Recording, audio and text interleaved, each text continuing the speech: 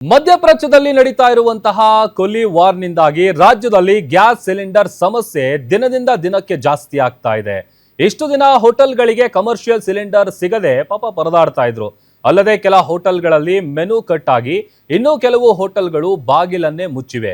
ಇದರ ನಡುವೆ auto LPG ಸಮಸ್ಯೆ ತಾರಕಕ್ಕೇರ್ತಾ ಇದೆ. ಗ್ಯಾಸ್ ಬಂಗಳ ಮುಂದೆ ಆಟೋಗಳು ಕ್ಯೂ ನಿಂತಿದ್ದಾರೆ. ಇನ್ನು ಗ್ಯಾಸ್ ಸಿಗದೆ ನಮ್ಮ ಜೀವನ ಹೇಗ್ ನಡೆಸೋದು ಅಂತ ಪಾಪ ತಮ್ಮ ಅಳಲನ್ನ ತೋಡ್ಕೊಂಡಿದ್ದಾರೆ.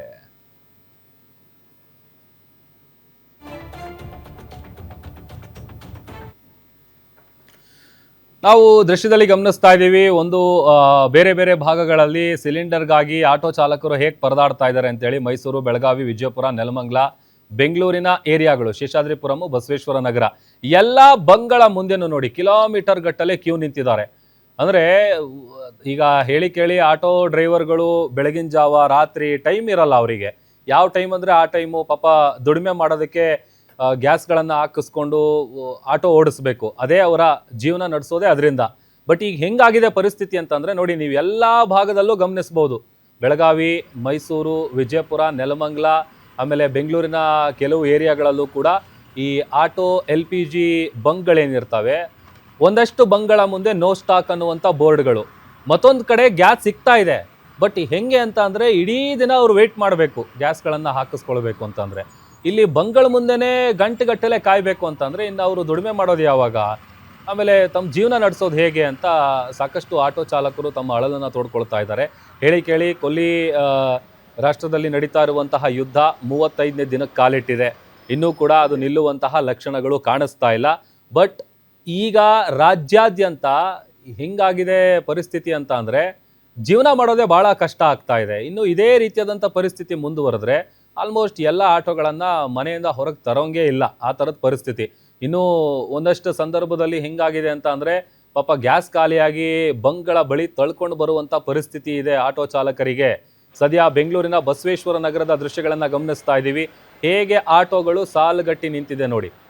ಈ ಗ್ಯಾಸ್ ಬಂಕ್ಗಳೇನಿದೆ ಅಲ್ಲಿ ಗಂಟೆಗಟ್ಟಲೆ ವೆಯ್ಟ್ ಮಾಡಬೇಕು. ಎಮರ್ಜೆನ್ಸಿ ಇತ್ತು, ಅರ್ಜೆಂಟ್ ಹೋಗಬೇಕು, ಅಥವಾ ಮತ್ತೊಂದು ಹಾಸ್ಪಿಟಲ್ಗೂ ಹೇಳಿ ಕೇಳಿ ಈಗ ಆಟೋಗಳಲ್ಲಿ ಓಡಾಡುವಂಥ ಪ್ಯಾಸೆಂಜರ್ಗಳನ್ನು ನಂಬಿಕೊಂಡು ಆಟೋ ಡ್ರೈವರ್ಗಳು ಜೀವನ ನಡೆಸ್ತಾ ಇದ್ದಾರೆ. ಬಟ್ ಈಗ ಪರಿಸ್ಥಿತಿ ಹೆಂಗಾಗಿದೆ ಅಂತ ಅಂದರೆ ಆ ಗ್ಯಾಸ್ ಫಿಲ್ ಮಾಡಿಸ್ಕೊಳ್ಳೋದಕ್ಕೇ ಸ್ಟೇಷನ್ಗಳಲ್ಲಿ, ಬಂಕ್ಗಳಲ್ಲಿ ಗಂಟೆಗಟ್ಟಲೆ ವೆಯ್ಟ್ ಮಾಡಬೇಕು. ಅದು ವೆಯ್ಟ್ ಮಾಡಿದ್ರು ಎಷ್ಟು ಸ್ಟಾಕ್ ಇದೆ ಅದನ್ನು ನೋಡ್ಕೊಂಡು ಅದರ ಆಧಾರದ ಮೇಲೆ ಅವರಿಗೆ ಗ್ಯಾಸ್ಗಳನ್ನು ಹಾಕುವಂಥ ಕೆಲಸವನ್ನು ಆಲ್ಮೋಸ್ಟ್ ಎಲ್ಲ ಬಂಕ್ಗಳು ಮಾಡ್ತಾ ಇರೋದು. ಆಮೇಲೆ ಆ ಕ್ಯೂ ನೋಡ್ತಾ ಇದ್ದೀವಿ ನೋಡಿ, ಬಸವೇಶ್ವರ ನಗರ, ಬೆಂಗಳೂರಲ್ಲಿರುವಂಥ ಬಸವೇಶ್ವರ ನಗರದ ದೃಶ್ಯಗಳನ್ನು ನೋಡ್ತಾ ಇದ್ದೀವಿ. ಎಷ್ಟು ಆಟೋಗಳು ನಿಂತಿದೆ. ಬೆಳಗ್ಗೆ ಆಯ್ತಂತ ಅಂದರೆ ಇದೇ ಕೆಲಸ ಪಾಪ.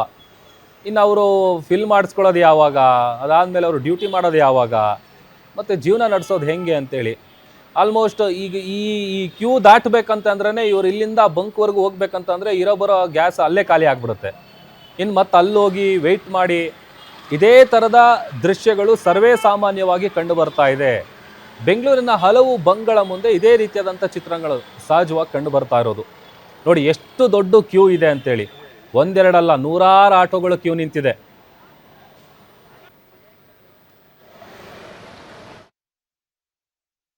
ಈ ಆಟೋ ಓಡಿಸೋರ ಪರಿಸ್ಥಿತಿ ಗಾರೆ ಕೆಲಸ ಮಾಡೋರಿಗೂ ಬರಬಾರ್ದು. ಈ ಥರ ಸಿಚುವೇಶನ್ ಯಾವಾಗಲೂ ಆಗಿರಲಿಲ್ಲ.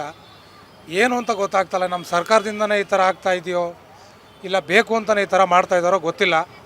ಈ ಪರಿಸ್ಥಿತಿ ನಾವು ರಾತ್ರಿ ಎಲ್ಲ ನೋಡಿ ಇಲ್ಲಿಂದನೇ ರಗ್ಗೊಚ್ಕೊಂಡು ಮಲ್ಕೊಳ್ಳೋಂಗೆ ಆಗ್ಬಿಟ್ಟದೆ. ಗ್ಯಾಸ್ ಬಂಕ್ ಹತ್ರ ನಾವು ಮಲ್ಕೊಳ್ಳೋಂಗೆ ಆಗ್ಬಿಟ್ಟದೆ. ಈ ಪರಿಸ್ಥಿತಿ ನಮ್ಮ ಶತ್ರುಗಳಿಗೂ ಬೇಡ ನಮಗೆ. ಹೌದು ಬೇಕು 1 ಗಂಟೆ 2 ಗಂಟೆ ಏನು, ಬೆಳಿಗ್ಗೆ ನಾವು ಇಲ್ಲಿ ನೈಟೆಲ್ಲ ಇಲ್ಲೇ ಹಾಕ್ಬಿಟ್ಟು ಮಲ್ಕೊಬೇಕು ನಾವು. ಯಾರು 10 ರೂಪಾಯಿ ಜಾಸ್ತಿ ಕೇಳಿದ್ರು ಯಾರೂ ಕೊಡ್ತಾಯಿಲ್ಲ. ಈಗಿರೋ ಇದರಲ್ಲಿ ನೋಡ್ತಾ ಇದ್ರೆ ಈ ಪೊಸಿಷನ್ ಯಾರಿಗೂ ಬರೋದೇ ಬೇಡ ನಮಗೆ. ಸಂಘದವ್ರು ಹೇಳ್ತಾರೆ ಅಷ್ಟೇ, ಹೇಳಿದವ್ರು ಒಳಗಡೆನೆ ದುಡ್ಡು ಕಾಸು ಕೊಟ್ಟರೆ ಅಲ್ಲಿದ್ದಲ್ಲಿಗೆ ಮುಚ್ಚಾಕ್ತಾರೆ ಅವರು. ಯಾವುದೂ ಇಲ್ಲ, ಯಾರೂ ಎತ್ತುತ್ತಾ ಇಲ್ಲ, ಧ್ವನಿ ಎತ್ತುತ್ತಾ ಇಲ್ಲ. ಸ್ವಲ್ಪ ನೋಡ್ಬಿಟ್ಟು ಏನಾದರೂ ಮಾಡಿ, ಸ್ವಲ್ಪ ಏನಾದ್ರೂ ಕಾನೂನು ಪ್ರಕಾರ ನೋಡಿಕೊಂಡು ಏನೋ ಕ್ರಮ ತಗೋಬೇಕಿದು. ಬಳಸ್ಕೊತಾರೆ ಅಲ್ವಾ.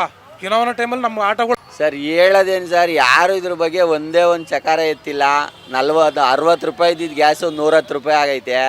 ಯಾರು ಆಟೋದವ್ರು ಕಷ್ಟ ಕೇಳೋರಿಲ್ಲ. 3-4 ದಿನದಿಂದ ಸಿಗ್ತಾ ಇಲ್ಲ ಸರ್. ಒಂದಿನೆಲ್ಲ ರಾತ್ರಿ ಎಲ್ಲ ನಿಂತರು ಬೆಳಗ್ಗೆ ಅದು 300 ರೂಪಾಯಿಗೆ ಹಾಕ್ತಾರೆ. 300 ರೂಪಾಯಿ ಗ್ಯಾಸ್ ಹಾಕೊಂಡು ಏನು ಮಾಡೋಕ್ಕಾಗ್ತಾ ಇಲ್ಲ. ರಾತ್ರಿ ಇಡೀ ನಿಲ್ಲಬೇಕು ಸರ್. ರಾತ್ರಿ ಇಡೀ ನಿಂತರೆ 300 ರೂಪಾಯಿ ಕೊಡ್ತಾರೆ, 300 ರೂಪಾಯಿ ಗ್ಯಾಸ್ ಹಾಕ್ತಾರೆ ಸರ್. ಅವರು 500 ರೂಪಾಯಿ ಕೊಡ್ತಾರೆ ಸರ್. 500 ರೂಪಾಯಿಗೆ ಬೋರ್ಡ್ ಹಾಕ್ಬಿಟ್ಟು ಹಾಕ್ಸ್ಕೊಂಡು ಅವರು ಒಯ್ತಾರೆ ಅಷ್ಟೇ, ಓಟ್ ಹಾಕ್ಸ್ಕೊಂಡು. ಈಗ ನಮ್ಮ ಯಾರು ಮಾತಾಡ್ತಾನೆ ಇಲ್ವಲ್ಲ, ಒಬ್ಬ ರಾಜಕಾರಣಿನೂ ಅಟ್ಲೀಸ್ಟ್ ಏನು ಈ ಆಟೋದವ್ರ ಸಮಸ್ಯೆ ಅಂತ ಒಬ್ಬನು ಅದ್ರ ಬಗ್ಗೆ ಒಂದು ವಿಷಯನೂ ಎತ್ತಿಲ್ಲ. ಅವ್ರಿಗೇನು ಬೇಕು ಸರ್, ಓಟ್ ಬೇಕು, ಅವತ್ತು 500 ರೂಪಾಯಿ ಕೊಡ್ತಾರೆ. ನಮ್ಗಳಿಗೂ ಬುದ್ಧಿ ಇಲ್ಲ, 500 ರೂಪಾಯಿ ಇಸ್ಕೊಂಡು ಓಟ್ ಹಾಕ್ಬಿಟ್ಟು ಈಗ ಈ ಪರಿಸ್ಥಿತಿಗೆ ಬಂದು ನಿಂತಿದ್ದೀವಿ. ತುಂಬ ದಪ್ಪ ಇದ್ದೀರಾ, ಅದರಲ್ಲೂ ಯಾವುದೇ ಸೈಡ್ ಎಫೆಕ್ಟ್ ಇಂದ ಸಣ್ಣ ಆಗ್ಬೇಕಾ? ಎಷ್ಟೋ ಜನ ಹೇಳ್ತಾ ಇದ್ರಿ ಸರ್, ನಾನು ಜಿಮ್ಗೆ ಹೋಗ್ತಾ ಇದ್ದೀನಿ ಆದ್ರೂ ಸಣ್ಣ ಆಗ್ತಾ ಇಲ್ಲ ಸರ್, ವರ್ಕೌಟ್ ಮಾಡ್ತಾ ಇದ್ದೀನಿ ಆದ್ರೂ ಸಣ್ಣ ಆಗ್ತಾ ಇಲ್ಲ ಅಂತ ಹೇಳ್ತಾ ಇದ್ರಲ್ಲ. 100% ಯಾವ ಜಿಮ್ಗೂ ಹೋಗ್ದಂಗೆ ವರ್ಕೌಟು ಮಾಡ್ದಂಗೆ ನೀವು ಸಣ್ಣ ಆಗ್ಬೋದು. ಪ್ರತಿದಿನ ಬೆಳಿಗ್ಗೆ ಸಂಜೆ 2 ಟೈಮ್ ನಮ್ಮ ಜೀನಿ ಸ್ಲಿಮ್ನ ಯೂಸ್ ಮಾಡಿ ಯಾವುದೇ ಸೈಡ್ ಎಫೆಕ್ಟ್ ಇಲ್ದಂಗೆ ನೀವು ಸಣ್ಣ ಆಗ್ತೀರಾ. ಯಾಕೆಂದ್ರೆ ಜೀನಿ ಸ್ಲಿಮ್ಮು ಒಂದು ಉತ್ತಮ ಆಹಾರ.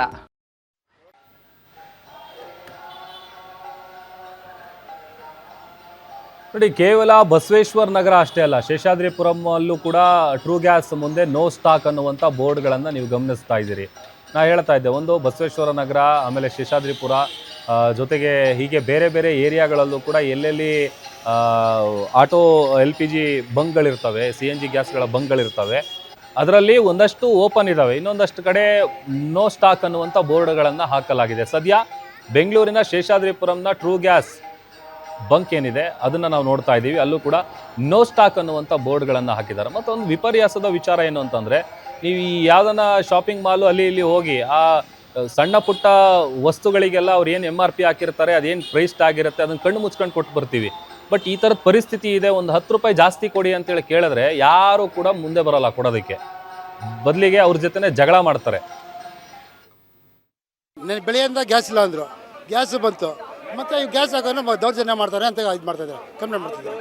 ಯಾರೇನು ಮಾಡೋದಿಲ್ಲ, ಅವ್ರು ಬಂದು ನಿಂತ್ಕೊಂಡು ಗ್ಯಾಸ್ ಹಾಕೋರೆ ಎಲ್ಲ ಅವ್ರ ಆಟೋದಲ್ಲಿ ಇರ್ತಾರೆ. ಗಲಾಟೆ ಏನು ಮಾಡಿಲ್ಲ ಸರ್, ಗ್ಯಾಸ್ ಹಾಕಂತ ಹೇಳಿದ್ವಿ ಅಷ್ಟೇ, ಇನ್ನೇನಿಲ್ಲ, ಯಾರು ಏನು ಮಾತಾಡಿಲ್ಲ.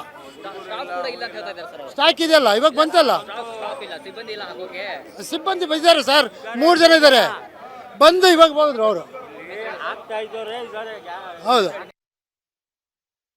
ಸಮಸ್ಯೆ ಅಂದರೆ ಇದೆ, ಗಾಡಿ ಗ್ಯಾಸ್ ಬಂದೈತೆ, ಲೋಡ್ ಆಯಿತು, ಎಲ್ಲ ಆಯಿತು, ಇನ್ನೂ ಹಾಕಕ್ಕೆ ಇದು ಮಾಡ್ತಾವ್ರೆ. ಅವನು ಒಬ್ಬ ಹೋಗ್ತೀನಿ ಅಂತಾನೆ 10 ನಿಮಿಷ ಅಂತಾನೆ ಹಾಕ್ತೀನಿ ಅಂತಾನೆ ಹಾಕಲ್ಲ.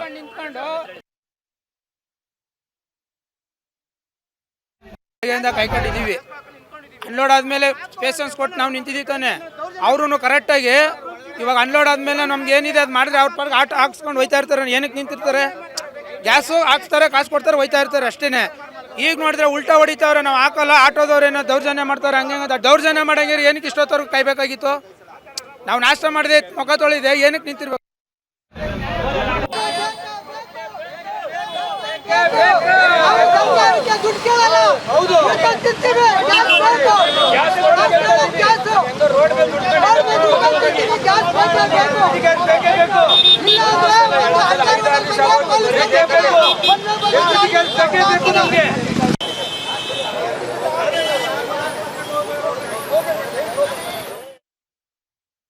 ಸರ್, ನಾವು ಇದನ್ನೇ ನಂಬ್ಕೊಂಡು ಜೀವನ ಮಾಡ್ತಾ ಇದ್ದೀವಿ. ಆಟೋ ಡ್ರೈವರ್ಗೆ ಯಾವುದೂ ತೊಂದರೆ ಇಲ್ಲ ಅಂತ ನರೇಂದ್ರ ಮೋದಿನವರು ಹೇಳ್ತಾ ಇದ್ದಾರೆ. ಇವತ್ತವರೆಗೂ ಯಾವ ಸೌಲಭ್ಯ ಇಲ್ಲ. ಏನು ಮಾಡಬೇಕು? ಬೆಳಗ್ಗೆ 10 ಗಂಟೆಗೆ ನಿಂತಿರೋರು ಇಲ್ಲಿಗೆ ಬಂದರೆ ಇಲ್ಲಿ ನಾನು 10 ಗಂಟೆಗೆ ಬಂದಿದ್ದೆ, ಅಲ್ಲಿಗೆ ನಾನು 10 ಗಂಟೆಗೆ ಬಂದೆ. 10 ಗಂಟೆಯಿಂದ ಇವತ್ತವರೆಗೂ ಇನ್ನೇನು 10ಕ್ಕೆ ಬರ್ತಾ ಇದ್ದೀವಿ, ಗ್ಯಾಸ್ ಇಲ್ಲ ಅಂತ ನಕ್ಕೊಂಡು ಹೋಗ್ತಾರೆ. CNGನವರು ಹಂಗೆ ಅನ್ಕೊಂಡು ಹೋಗ್ತಾರೆ.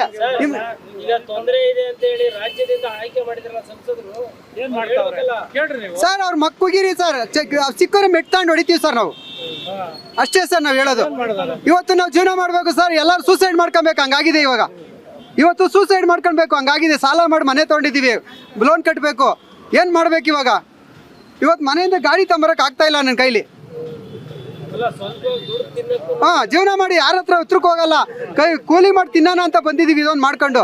ನಮ್ಮಂತ ಲಕ್ಷಾಂತರ ಜನ ನೋಡಿ ಸರ್ ಏನಾಗಬೇಕು, ವಯಸ್ಸಾಗಿರೋರೆಲ್ಲ ಏನಾಗಬೇಕು ಸರ್? ನಾವು ಕೈಲೇ ದುಡಿ. ನಾವು ಹೇಳೋದೇನಂದ್ರೆ, ಭಾರತ ಸರ್ಕಾರದವರು ಏನು ಹೇಳ್ತಾರೆ, ಮಂಗಳೂರಿಗೆ ಬರ್ತಾ ಇದೆ, ಅಡ್ಗಲಿ ಬರ್ತಾ ಇದೆ ಅಂತ ಕಾಗೆ ಹಾರಿಸ್ತವ್ರೆ ಬಿಟ್ರೆ ಮಂಗಳೂರು ಇಲ್ಲ, ಬೆಂಗಳೂರು ಇಲ್ಲ, ತಿಂಗಳೂರು ಇಲ್ಲ.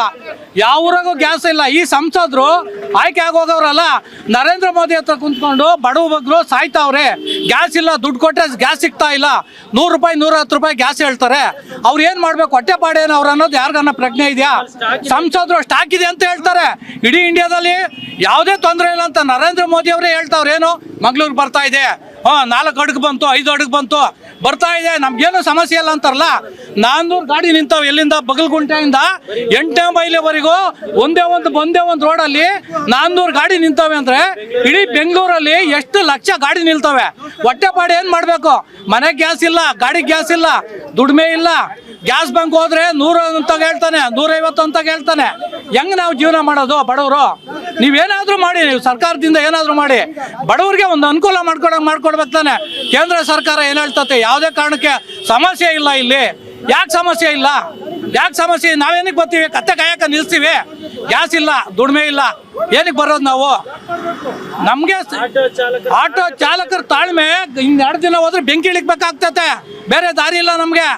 ಏನ್ ಮಾಡ್ಬೇಕು? ಊಟಕ್ಕೆ ಸಿಗಲ್ಲ, ತಿಂಡಿಗೆ ಸಿಗಲ್ಲ. ಇರೋರ ಹತ್ರ ಹೋಗಿ ಕಳ್ತನ ಮಾಡ್ಬೇಕಾಗ್ತದೆ ಅಷ್ಟೇ, ಬೇರೆ ದಾರಿ ಇಲ್ಲ ಯಾರಿಗೂ. ರಾಜಕೀಯ ವ್ಯಕ್ತಿಗಳು ಅಲ್ಲಿ ಬಿದ್ದಿದ್ದಾರೆ. ಇಲ್ಲಿ ಆಟೋದವ್ರು ನೋಡೋರು ಯಾರು?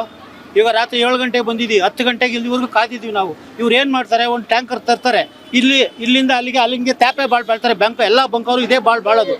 ಇಲ್ಲ ಅಂದರೆ ಇಷ್ಟು ಗಾಡಿಗೆ ಅಂತ ಹೇಳ್ಬೇಕು. ಅವರು ಟೋಕನ್ ಆದರೂ ಕೊಡಬೇಕು. ಟೋಕನ್ ಕೊಡೋದಿಲ್ಲ. ಆಟೋ ಡ್ರೈವರ್ ಏನು ನಮ್ಮ ಸರ್ಕಾರದ ಗುಲಾಮರು ಅಂತ ಅನ್ಕೊಂಡ್ಬಿಟ್ಟಿದ್ದಾರೆ ನಮ್ಮನ್ನು. ಇವತ್ತು ಇಡೀ ಬೆಂಗಳೂರಲ್ಲಿ ಗ್ಯಾಸ್ ಇಲ್ಲ. ಏನಾಗುತ್ತೆ ಗೊತ್ತಾ? ಬೇರೆ ಸ್ಟೇಟ್ ಅವರೆಲ್ಲ ಇಲ್ಲಿಗೆ ಬರೋದನ್ನ ಅಲ್ಲಿ ಡಿಪ್ ಮಾಡ್ಕೋತಾರೆ. ನಮ್ಗೆ ಬಂದಿರೋ ನ್ಯೂಸ್ ಪ್ರಕಾರವಾಗಿ ಎಷ್ಟು ಗಾಡಿಗಳಿದೆ ಇಡೀ ಬೆಂಗಳೂರಲ್ಲಿ, ಯಾವ ಬಂಕಲ್ಲೂ ಗ್ಯಾಸ್ ಇಲ್ಲ. ಇಲ್ಲಿ ರಾತ್ರಿ 7 ಗಂಟೆ ಬಂದಿದ್ದೀವಿ. 7 ಗಂಟೆ ಆದಮೇಲೆ 9 ಗಂಟೆಗೆ ಗ್ಯಾಸ್ ಇಲ್ಲ ಸರ್ ಅಂತಾರೆ. ಈಗ 11:30 ಬಂದಿರೋದು ನಾವು. 11:30 ಬಂದರೆ ಇಷ್ಟು ಗಾಡಿಗೆ ಆಗುತ್ತೆ. ಅವ್ರಿಗೆ ಗೊತ್ತಿರಲ್ವಾ ಇಷ್ಟೇ ಗಾಡಿಗೆ ಆಗುತ್ತೆ, ಇಷ್ಟು ಗಾಡಿಗೆ ಆಗುತ್ತಾ, ಅದ್ರ ಮೇಲೆ ಗಾಡಿ ಆಗಲ್ಲ ಅಂತ ಹೇಳ್ಬೇಕು. 10:30, 11 ಗಂಟೆ, 12 ಗಂಟೆ ಬಂದು ಈ 2:30 ನೀವು ಗ್ಯಾಸ್ ಇಲ್ಲ ಅಂತ ಕಳಿಸ್ಬಿಟ್ರೆ ನಾವು ಎಲ್ಲಿಗೆ ಹೋಗೋದು? ಫ್ಯಾಮಿಲಿ ಹೆಂಗೆ ಮೇಂಟೈನ್ ಮಾಡೋದು? ಮನೆಯವನು ಸುಮ್ಮನೆ ಇರ್ತಾರಾ? ಗ್ಯಾಸ್ ಇಲ್ಲ ಅಂದರೆ ಖಾಲಿ ಮಾಡ್ಕೊಂಡು ಹೋಗು ಅಂತಾರೆ. ಸರ್ಕಾರದವ್ರು ಏನು ಗೊತ್ತವ್ರು, 2,000 ಕೊಡ್ತೀನಿ ಅಂತ 3 ತಿಂಗಳು ಕೊಡಲ್ಲ, 1 ತಿಂಗಳು ಕೊಡೋದು. ನಾನು ಆಟೋ ಓಡಿಸೋದು ನನಗೆ ಫ್ರೀ ಬರೋಲ್ಲ. 300-400 ರೂಪಾಯಿ ಬರ್ತವೆ. ಫ್ರೀ ಲೈಟ್ ಬಿಲ್ ಅಂತಾರಲ್ಲ, ಬನ್ನಿ ಬೇಕಾದ್ರೆ ಬಿಲ್ ತೋರಿಸಿ, ನಮ್ಮ ಹತ್ರ ಇದೆ. 300 ರೂಪಾಯಿ 400 ರೂಪಾಯಿ ಬರ್ತದೆ. ಇದು ಆಟೋ ಡ್ರೈವರ್ಗಳ ಸಮಸ್ಯೆ, ಪಾಪ ಹೇಳ್ಕೊಳ್ತಾ ಇದ್ದಾರೆ. ಮೈಸೂರಲ್ಲೂ ಕೂಡ ಪರಿಸ್ಥಿತಿ ಏನು ಬೇರೆ ಥರ ಇಲ್ಲ, ಅಲ್ಲೂ ಕೂಡ ಇದೇ ಥರದ ಪರಿಸ್ಥಿತಿ. ಈಗ ಆಲ್ರೆಡಿ ನಾವು ಬೆಂಗಳೂರಿನ ಶೇಷಾದ್ರಿಪುರಮು, ಬಸವೇಶ್ವರ ನಗರ, ನೆಲಮಂಗಲ ಅಲ್ಲಿ ಪ್ರತಿಭಟನೆ ಮಾಡಿದ್ದಾರೆ, ಪ್ರೊಟೆಸ್ಟ್ ಮಾಡಿದ್ದಾರೆ. ಮತ್ತೊಂದು ಕಡೆ ಮೈಸೂರಿನ ದೃಶ್ಯಗಳನ್ನು ಕೂಡ ನೋಡ್ತಾ ಇದ್ದೀವಿ. ಅಲ್ಲೂ ಕೂಡ ಆಟೋ ಚಾಲಕರು ಕ್ಯೂ ನಿಂತಿದ್ದಾರೆ. ಆಮೇಲೆ ಏನೋ ಗ್ಯಾಸ್ ಸಿಗುತ್ತೆ ಅಂತೇಳಿ ಪಾಪ ದುಡಿಮೆ ಮಾಡ್ಬೋದು, ಯಾಕಂತಂದರೆ ಅವತ್ತು ದುಡಿದು ಅವತ್ತೇ ತಿನ್ನಬೇಕು. ಆಲ್ಮೋಸ್ಟ್ ಆಟೋ ಓಡಿಸೋಂಥವ್ರು ಯಾರು? ಎಲ್ಲ ಕೂಡ ಮಿಡಲ್ ಕ್ಲಾಸ್ ಜನಗಳು. ಈಗ ಇಲ್ಲಿ ದುಡಿಮೆ ಮಾಡೋದಕ್ಕೂ ಗ್ಯಾಸ್ ಸಿಗ್ತಾ ಇಲ್ಲ, ಅಥವಾ ಮನೆಗೆ ಹೋಗಿ ಕುತ್ಕೊಂಡು ತಿನ್ನೋದಕ್ಕೆ ಮನೆಯಲ್ಲಿ ಗ್ಯಾಸ್ ಸಿಗ್ತಾ ಇಲ್ಲ. ಈ ಥರದ ಪರಿಸ್ಥಿತಿ. ಇನ್ನು ಬೆಳಗಾವಿ ದೃಶ್ಯಗಳನ್ನು ನೋಡ್ತಾ ಇದ್ದೀವಿ. ಅಲ್ಲೂ ಕೂಡ ಆಟೋ ಚಾಲಕರ ಗ್ಯಾಸ್ ಸಿಗದೆ ಪಾಪ ಕಂಗಾಲಾಗಿದ್ದಾರೆ. ನೋ ಸ್ಟಾಕ್ ಅಂತ ಬೋರ್ಡ್ಗಳನ್ನು ಹಾಕಿದ್ದಾರೆ. ಆಮೇಲೆ ಈ ಪೆಟ್ರೋಲ್ ಬಂಕ್ಗಳಿದ್ದಂಗೆ ಏನು ಜಾಸ್ತಿ ಗ್ಯಾಸ್ ಸ್ಟೇಷನ್ಗಳಿರಲ್ಲ, ಗ್ಯಾಸ್ ಬಂಕ್ಗಳಿರಲ್ಲ. ಪೆಟ್ರೋಲ್ ಬಂಕ್ಗಳಿಗೆ ನೀವು ಕಂಪೇರ್ ಮಾಡಿದ್ರೆ ಗ್ಯಾಸ್ ಬಂಕ್ಗಳು ಸ್ವಲ್ಪ ಕಡಿಮೆನೇ. ಯಾಕಂತಂದರೆ ಒಂದೊಂದು ಏರಿಯಾಗೆ ಒಂದೊಂದು 2 ಇದ್ದರೆ ಹೆಚ್ಚು. ಅದರಲ್ಲಿ ನೀವು ಈ ಬೆಳಗಾವಿ ಈ ಸೈಡ್ ಉತ್ತರ ಕರ್ನಾಟಕ ಆ ಭಾಗದಲ್ಲೆಲ್ಲ ಹೋಗಿದ್ದೀರಾ ಅಂತಂದರೆ ಅಲ್ಲಿ ನಿಮಗೆ ಬೆರಳೆಣಿಕೆಯಷ್ಟು ಬಂಕ್ಗಳು ಮಾತ್ರ ಸಿಗುತ್ತೆ. ಪ್ರತಿದಿನ ಅದೇ ಬಂಕ್ಗಳ ಮೇಲೆ ಡಿಪೆಂಡ್ ಆಗಿರ್ತಾರೆ. ಅಲ್ಲೇ ಅವರು ಗ್ಯಾಸ್ಗಳನ್ನು ಹಾಕಿಸ್ಕೊಂಡು ತಮ್ಮ ಪ್ರತಿದಿನದ ದುಡಿಮೆಗಳನ್ನು ಮಾಡೋದಕ್ಕೆ ಅಂತೇಳಿ ಆಟೋ ಚಾಲಕರು ಹೋಗ್ತಾರೆ. ಬಟ್ ಈಗ ಅಲ್ಲೂ ಕೂಡ ನೋ ಸ್ಟಾಕ್ ಅಂತ ಬೋರ್ಡ್ ಹಾಕಿದ್ದಾರೆ. ಯಾವಾಗ ಬರುತ್ತೆ, ಯಾವಾಗ ಸಿಗುತ್ತೆ, ಮತ್ತು ಇವಾಗ ದುಡಿಮೆ ಯಾವಾಗ ಶುರು ಮಾಡಬೇಕು, ಹೆಂಗೆ ಮನೆ ನಡೆಸಬೇಕು, ಹೆಂಗೆ ಜೀವನ ಸಾಗಿಸ್ಬೇಕು, ಈ ಥರ ಪಾಪ ಆಟೋ ಚಾಲಕರು ನಿಜಕ್ಕೂ ಅಕ್ಷರಶಃ ಕಂಗಾಲಾಗಿ ಹೋಗಿದ್ದಾರೆ. ಎಲ್ಲ ಭಾಗದಲ್ಲೂ ಕೂಡ ಇದೇ ಥರದ ಪರಿಸ್ಥಿತಿ ಇರೋದು. ಎಲ್ಲ ಕಡೆ ಕಿಲೋಮೀಟರ್ ಗಟ್ಟಲೆ ಕ್ಯೂ, ಗಂಟೆಗಟ್ಟಲೆ ಕಾದಿದ್ರೂ ಕೂಡ ಗ್ಯಾಸ್ ಸಿಗಲ್ಲ. ಇದು ಬೆಂಗಳೂರಿನ ಕಂಠೀರವ ಸ್ಟುಡಿಯೋ ಏನಿದೆ ಅಲ್ಲಿನ ದೃಶ್ಯಗಳನ್ನು ತೋರಿಸ್ತಾ ಇದೀವಿ ನೋಡಿ. ನೀವು 1-2 ಅಲ್ಲ, 100 ಆಟೋಗಳು ನಿಂತಿದೆ. ಆಲ್ಮೋಸ್ಟ್ ಆ ಏರಿಯಾದಲ್ಲಿರೋಂಥ ರೋಡ್ ಎಲ್ಲ ಫಿಲಪ್ ಆಗಿದೆ. ಇಷ್ಟು ಆಟೋಗಳಿಗೆ ಗ್ಯಾಸ್ ಬೇಕು. ಆಮೇಲೆ ಇನ್ನೇನು ಹತ್ರ ಬಂದ್ರಾ ಅಷ್ಟೊತ್ತಿಗೆ ನೋ ಸ್ಟಾಕ್ ಅಂತ ಹೇಳಿ ಕಳಿಸ್ತಾರೆ. ಆಮೇಲೆ ಅವ್ರು ಆಟೋ ಚಾಲಕರು ಅದೇ ಕೇಳ್ತಾ ಇರೋದು, ಇಲ್ಲ ನೀವು ಇಷ್ಟು ಲೋಡ್ ತರಿಸ್ತಾ ಇದ್ದೀರಾ, ಇಷ್ಟು ಆಟೋಗಳಿಗೆ ಸಾಕಾಗುತ್ತಾ, ನಮ್ಗೊಂದು ಟೋಕನ್ ವ್ಯವಸ್ಥೆ ಆದರೂ ಮಾಡಿ. ಅಟ್ಲೀಸ್ಟ್ ಬೇರೆ ಬಂಕ್ಗಳ ಬಳಿ ಆದರೂ ಹೋಗಿ ವೇಟ್ ಮಾಡ್ತಾರೆ. ಬೆಳಗ್ಗಿಂದ ಕೆಲಸ ಕಾರ್ಯ ಎಲ್ಲ ಬಿಟ್ಟು ಇಲ್ಲಿ ನಿಂತ್ಕೊಳ್ಬೇಕು. ಬಟ್ ನೋಡಿದ್ರೆ ನೋ ಸ್ಟಾಕ್ ಅಂತ ಹೇಳ್ತಾರೆ ಕೊನೆಗೆ. ಸದ್ಯ ಬೆಂಗಳೂರಿನ ಕಂಠೀರವ ಸ್ಟುಡಿಯೋ ಬಳಿ ಇರುವಂತಹ ಗ್ಯಾಸ್ ಸ್ಟೇಷನ್ ಬಂಕ್ನ ದೃಶ್ಯಗಳನ್ನು ನೋಡ್ತಾ ಇದ್ದೀವಿ. ಪ್ರೊಪೆಲ್ ಅನ್ನುವಂಥ ಬಂಕ್ ಇದು. ಅಲ್ಲೂ ಕೂಡ ಇದೇ ರೀತಿಯಾಗಿ ಕಿಲೋಮೀಟರ್ ಗಟ್ಟಲೆ ಆಟೋ ಚಾಲಕರು ತಮ್ಮ ಗಾಡಿ ಹಾಕ್ಕೊಂಡು ನಿಂತಿದ್ದಾರೆ. ನೀವು ನೋಡ್ಬೇಕು, ಈ ಲಾರಿ ಡ್ರೈವರ್ಗಳೆಲ್ಲ ಹೋಗ್ಬೇಕಾದ್ರೆ ನೈಟ್ ಹೊತ್ತೆಲ್ಲ ಸೈಡಿಗೆ ಹಾಕಿ ಅಲ್ಲೇ ಮಲಗ್ತಾರಲ್ಲ, ಅದೇ ಥರದ ಪರಿಸ್ಥಿತಿ ಈಗ. ಅವ್ರು ಅಲ್ಲೇ ಇರಬೇಕು, ಅಲ್ಲೇ ವೆಯ್ಟ್ ಮಾಡ್ತಾ ಇರಬೇಕು.